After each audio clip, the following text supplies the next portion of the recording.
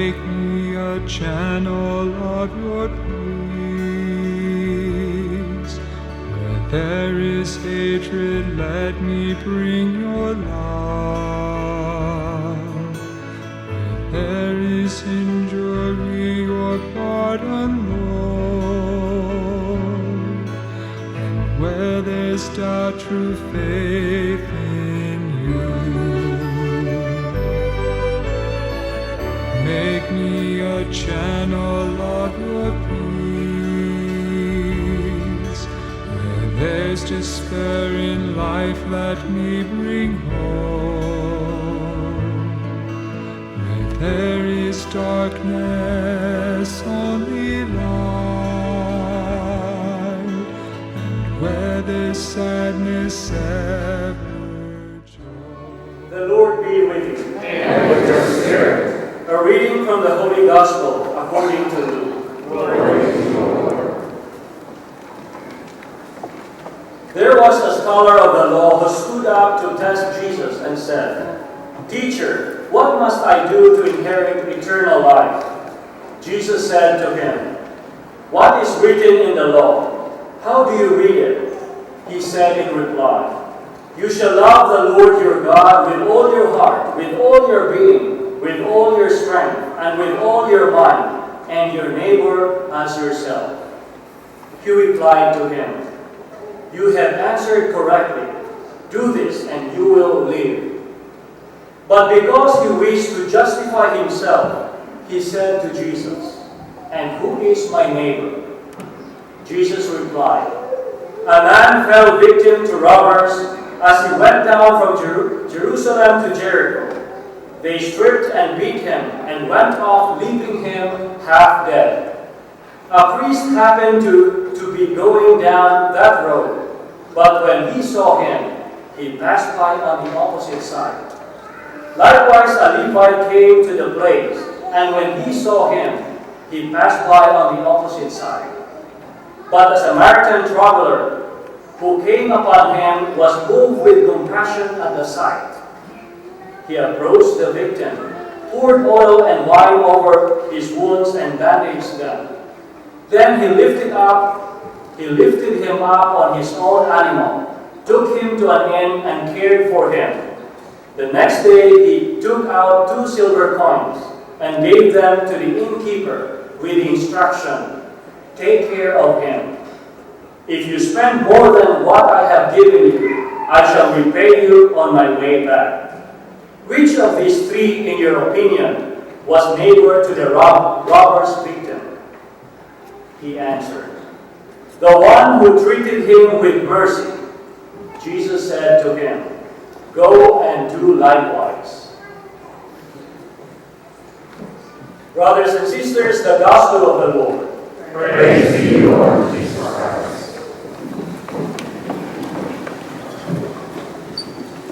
What are we going to do to inherit eternal life?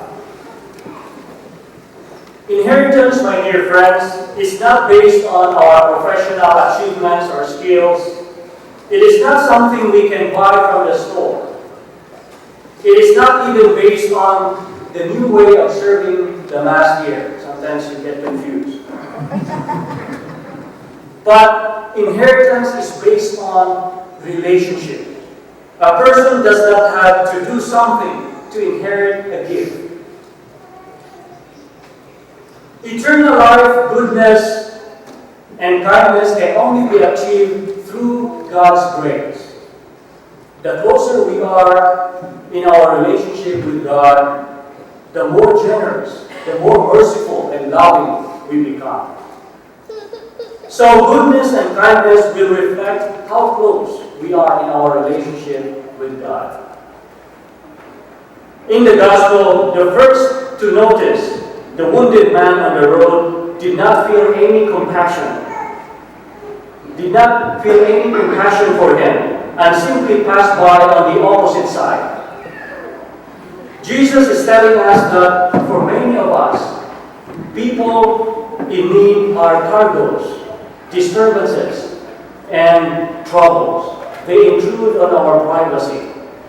They disturb our work, responsibilities, and free times. We might see their needs and we wish others would help them, but not us. Not now or not here. We have other things to do. The story of the Good Samaritan proved to be a true neighbor because he responded to the needs of a dying man, regardless of the fact that the victim was a Jew or an enemy.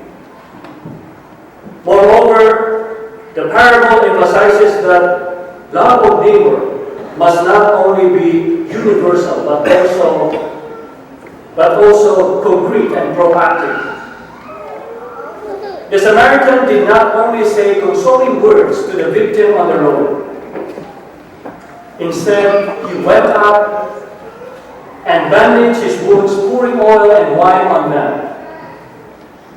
Then he lifted the wounded man onto his donkey, brought him to the inn and cared for him. And the following day, he took out 2 silver coins and handed them to the innkeeper with the promise that he will come back to settle the responsibility for the services. The innkeeper would provide the patient. Through this story, Jesus teaches that genuine love of neighbor includes the willingness to give time, energy, material resources for the good of the needy. To love is to rescue the victim and the needy, and not to ignore them. To love is to use your imagination, your feelings, your strength, your time, and resources. You become a little poorer when you love. Love is spontaneous and is not selective. It goes beyond cultural, historical, and religious indifference or religious differences. Love is a commandment. It is God's imperative. It is life-giving and health-restoring. It is a skin-to-skin contact with the bloody victim. You overcome your disgusting attitude. And our love for God has to be manifested in our concern for those in need. But when it seems difficult to go out of our prejudices, the psalmist advises us, turn to the Lord in your need, and you will live. And going back to the question of the teacher of the law to Jesus, who is my neighbor? Jesus says everyone is our neighbor, especially those people who are stripped and beaten by poverty and our cruel society. They too are dying for want of love and compassion and faith in action. Exactly like the Good Samaritan did, he acted out his compassion. He treated his neighbor with mercy. Let us do likewise. This, according to Jesus, is the best way that leads to eternal life. The Eucharist is for those who are committed to love God and neighbor. The Eucharist is a sacrament of love, communion, and compassion. Jesus is here to bind up our wounds if we have been victimized. He is here to teach us to become good Samaritan. In the Eucharist, we express our willingness to keep the commandments of God. And in the Eucharist, Jesus promises us eternal life. May these words be our prayer today.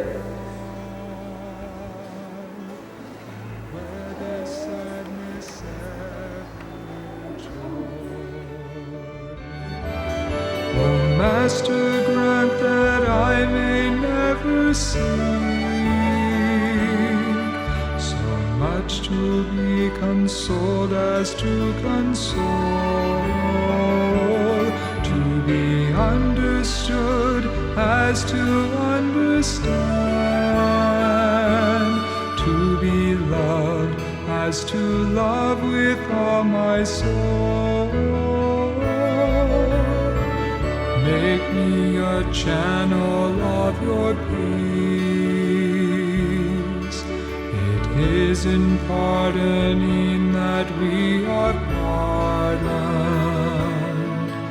in giving of ourselves that we receive, and in dying that we're born to eternal